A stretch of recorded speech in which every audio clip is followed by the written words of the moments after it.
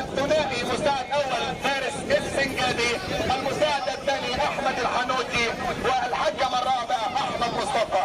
لا تنسى ان هذا اللقاء منقول عبر البث المباشر لاكثر من محطه ولاكثر من منصه وعبر السوشيال ميديا وعبر تقنيه الفي ار.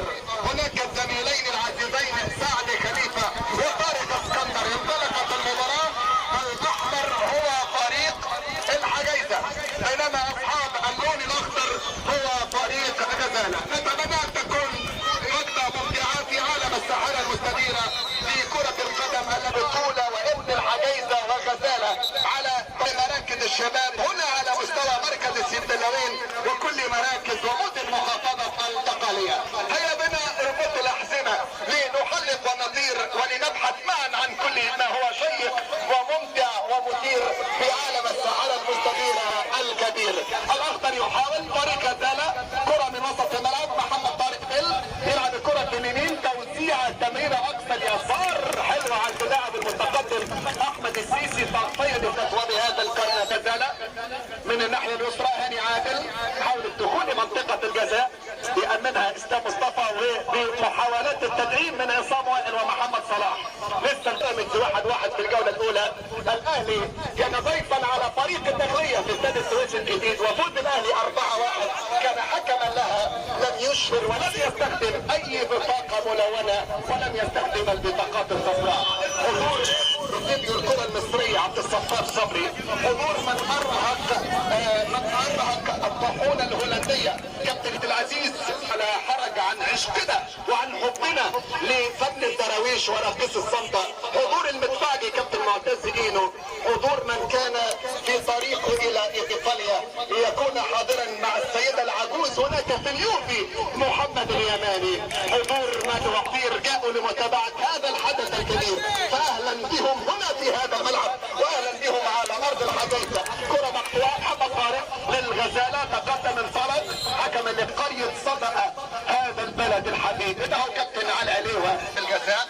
استخلاص ثاني رائع عن طريق فلافيو رقم 9 من الاحمر الحجيزه، مرتده لطريق غزاله، صراع في منطقه وسط الملعب، كره تقطع بدايه من قنوات مودرن سبورت. انطلقنا مع الجلدي، هناك في القناه الرابعه عام 2002 كانت الانطلاقه، واليوم واحده من معلق اننا اجبنا لك احمد بنداري وحريشه وبلدنا الحبيبه الحجيزه وغزاله هذا العرس الكبير.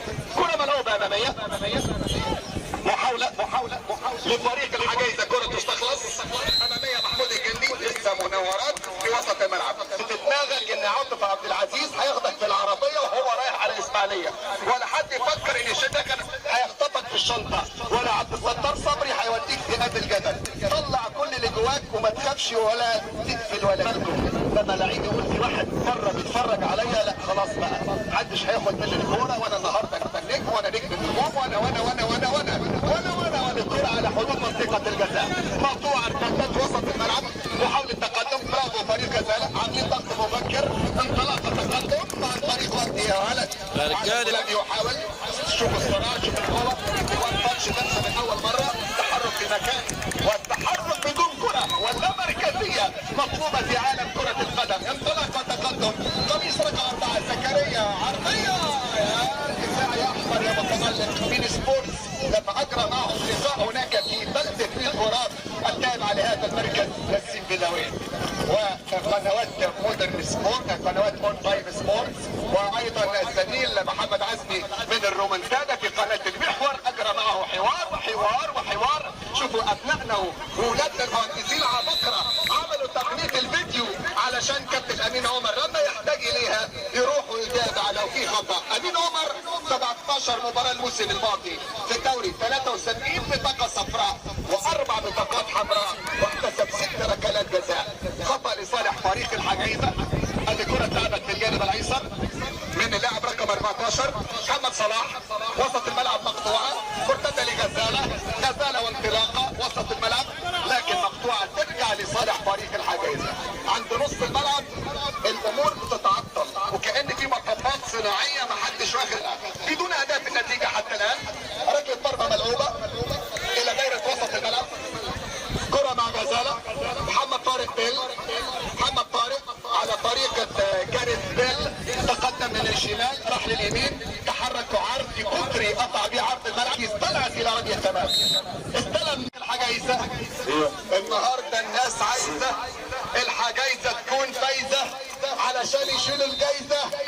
والحجايزه تكون فايزه وهي اللي تشيل الفايزه. طيبه تلك الكلمات. عذرا صديقي العزيز المحمد الكبير محمد الغياثي، الترحيب مؤخرا بالكابتن فتحي شفيق مدير اداري نادي المنصوره، كابتن الكبير قوي محمد السقا نجم شبرسندي واحد نجوم العصر الذهبي في منطقه التاريخ. كان رحب ايضا بالكابتن نشأت عوض وشركه محمد الشيخ الحكم.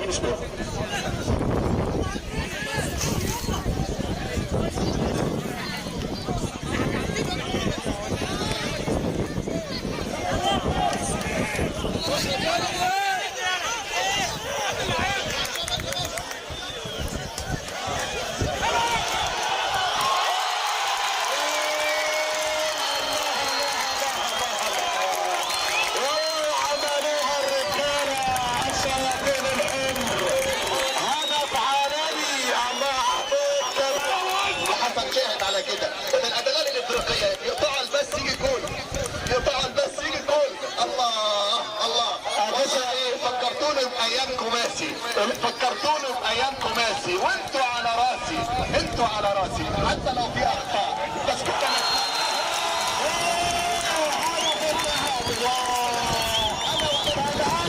الصوت لا زال والحجايزه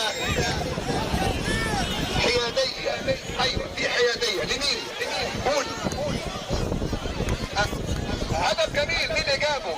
هو للاسف في حد بيدخل معايا على الخط الثاني. زكريا ابن الهديه وسجل هدف التعادل لفريق غزاله. 1-1. معاك محمد الغياثي على التصديه الاولى ومعاك جمعه طيب على الثانيه. طلعات هذه الامور مع زميلنا الصحفي رضا علام. هذه كره في اليمين محاوله لغزاله دخول منطقه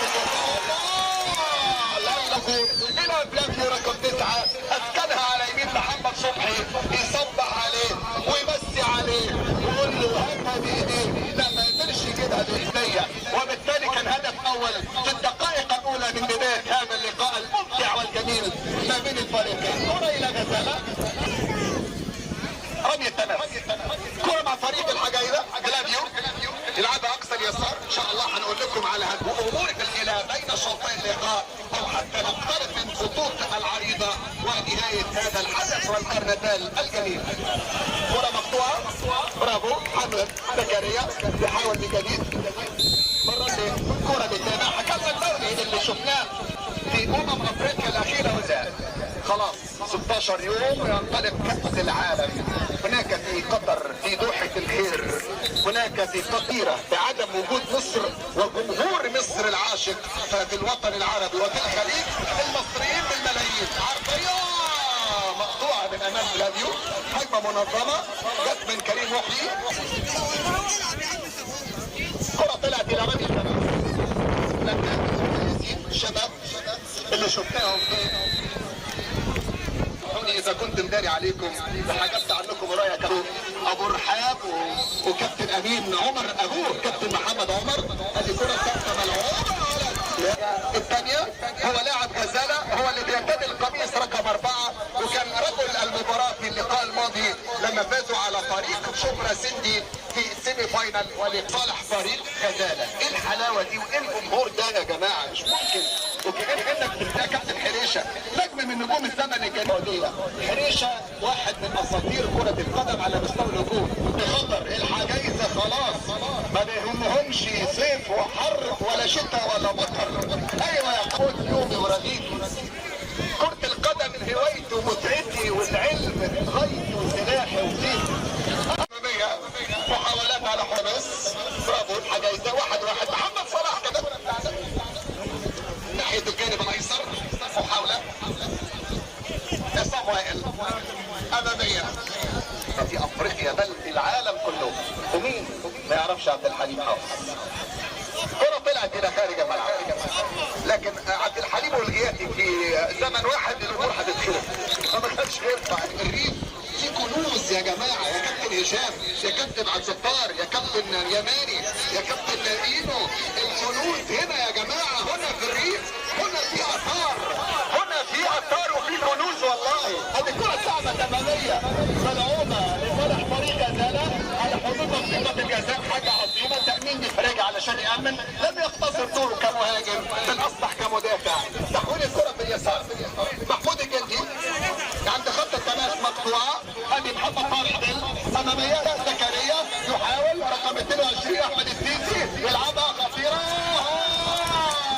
انديل يا انديل يا حارس يا مرمى يا كبير يا تقيل، تقيل ليست بالوزن، تقيل في الاسم، في خبرته وكمان في الوزن. وزنه حوالي تقريبا دخل على 99 كيلو و250 جرام. كره مقطوعه وسط الملعب، محاوله ولا اللي خلانا نعلق كويس. الصلصه كانت قليله ودي حاجه لينا كرياضيين وليكوا انتوا عشان ما تتخانوش، مش هتعرفوا تجروا في اي ازمه وفي اي كارثه. والله سايبين الصلصه للملعب، الحمد لله انه ما كانش موجود في بيت الاستاذ احمد بن داد.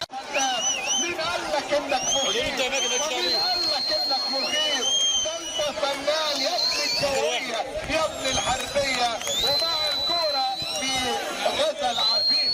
يا جماعه استنوا الشعار هتستعد عشان سيدنا نفس رجل الاساتذه دي اتفضل معانا واربعه راح نثبت في ابعد مكان، خمسه وخميسه عليك يا محمود يا فنان. صاروخيه بمرمى محمد صبحي يصبح عليه نفسه ويمسي عليه ابن الحربيه محمود. قال لها روحي واستجابت، قال لها روحي ولبت الدعوه والنداء فاستجابت لها الشباك. اجمل مشاهد سينما الكره وسط مخزن النجوم اللي فيها اتولدت نجوم كبيره صعدوا وظهروا مع المنصوره وابقوها بالدوري، وكان المنصوره بعبعا للكبار.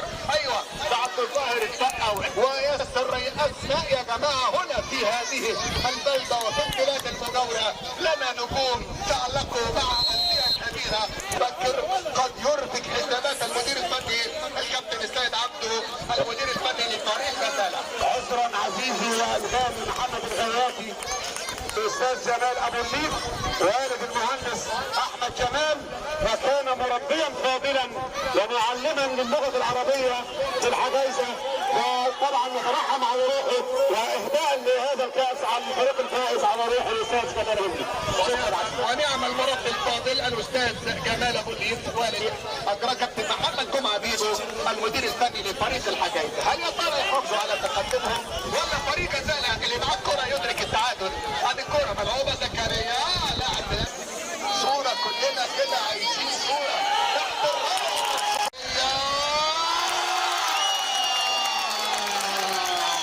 صحتها سعدي خليفه وطارق اسكندر توجت بهدف التعادل وتوج كابتن ثابت. كان في حوار في كواليس رحمه الله عليه كابتن ثابت، ابن من ابناء مصر وابناء القلعه الحمراء التلفزيون المصري، فهو ابن قريه غزاله.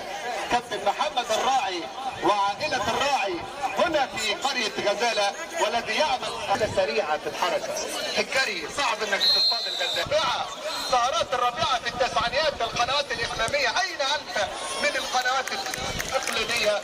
رحمه الله عليه زميلي العزيز المذيع المبدع محمود الشرقاوي. نعود اللقاء، كره على حدود منطقه الجزاء. هنا محاوله لغزاله، هنا محاوله للاخضر، هنا تقدم، هنا خطوره، محاوله تقترب من منطقه الجزاء، ولكن المنطقه تلعب اللقاء يا جماعه. اجواء جميله والله مع الاضواء الكاشفه. ربما السهره تستمر ونذهب الى ركلات ترجيح لو لم تحسم الامور. ادي محاوله للتقدم وتسديده عند حارس المرمى احمد السيسي الى الحارس محمد الدين. رمي التماس، رمي التماس ملعوبه وسط الملعب. فلافيو هذا النهائي ربما يقيم ما اروعه وما اجمله يا الله على القضاء. تعادل 3-3 كان ما اجمل وارق تهنئه بمناسبه الايام الجميله التي يعيشها الاستاذ جمال السيد. نتمنى لهم التوفيق في رحله جميله هيغطوا بها احداث وكواليس كاس العالم. ترجيح والناس عجبونا ولمونا نجوم كبار يا جماعه. كاس عالم روبرتو باتشو ضيع، مارادونا ضيع.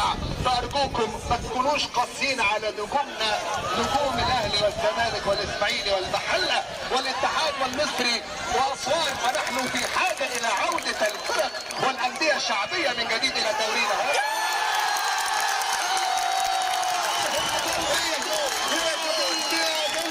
قلت لك مش حربيه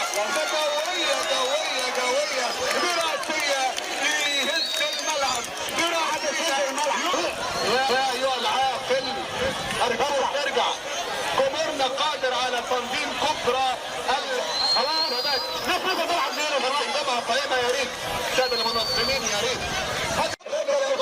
يلا يا كابتن جمعه نعود للقاء الدقائق المتبقيه من عمر احداث الشوط الثاني لهذه المباراه الممتعه الجميله. والله لقاء حلو. اوعى حد يبوظ اليوم ده. انت يا اخي شريك معانا في النجاح. التنظيم ده مش اسم المهندس احمد جمال ابو الليف وبس. ده بيقول ان في تبديل كابتن احمد مصطفى حكمنا الرابع. شايفين اللاعب ده لاعب رقم 8 على نزل من على مقاعد بدلاء فريق وزراء. ذكرتني بمباراه ZFC والقناه في دوري الدرجه الثانيه في المجموعه الثانيه للجوله الرابعه. كنت معلقا على احداث هذه المباراه. تقدم ZFC فتعادل ZFC وجاء الدور على احمد عبد الرازق لاعب اسوان الصادق ولاعب فريق القناه ليسجل هدف الحسم في اللحظات الاخيره. كل الساده الحضور والضيوف هي من قبل رئيس مجلس الاداره الاستاذ احمد مصبح ونائب رئيس مجلس الاداره الاستاذ تامر احمد وامين الصندوق الاستاذ احمد حسن في الاداره الاستاذ محمد شحاتو ومحمد انديل والاستاذ محمد عبد الغفار. بيرسلوا لكم كل التحيه والتقدير. كابتنينو رايح فين؟ هذه الكره ترجع شويط ايده هينهي اللقاء. هذه الكره ملعوبه حلوه جميله. سيد الدكتور محافظ الدقهليه بالتالي لم يحضر ولم يتابع نظرا لظروف نرجع عن ارادته. وايضا مؤتمر المنام تعالى وشهامه ورجوله. ده شعاري وشعار كل الرجاله في كل محافظات مصر خاصه في بلدي في محافظات الشرقيه وهنا في محافظه ثانيه والمحببه الى قلبي هنا في الدقهليه. هذه كره مقطوعه مصطفى الفلك مقطوعه من امام هاني رجعت في الحجايزه مصطفى يوسف برافو تقدم عن طريق لكن طلعت الى رمي التماس. 4 دقائق تريد ان تعيد الفريق الى الحاله يا غزاله الحاله يا خاله الحاله يا عمه الحاله يا خال الحال هو عال العال عندك نعم لعبه عاليه تعدي وسط الملعب. هل من عوده لغزاله؟ هل من عوده يا غزاله؟ كره في الامام هل تمر الى المترامي تماس باليد اليسرى ملعوبه. والله وقفه دسمه في فنون الساحره المستديره. استمتعنا واستمتعنا باحداثها وتفاصيلها. ادي كره ملعوبه محمد انديل الكره بتقول له وانت قريب مني حبيبي وانت بعيد عن عيني حزانه. تحضير الوقت البدل ضاع قدر 4 دقائق زي ما اعلن كابتن احمد مصطفى بناء على اشاره من حكم اللقاء كابتن امين عمر. كره توصل في الجانب الايسر محمد زكريا نادي بالاس سيتي. ادي محمد ما تسجل وتقدم. ادي كره في الامام التعادل. محمد انديل عمل سبرنت وخرج طالع غزاله.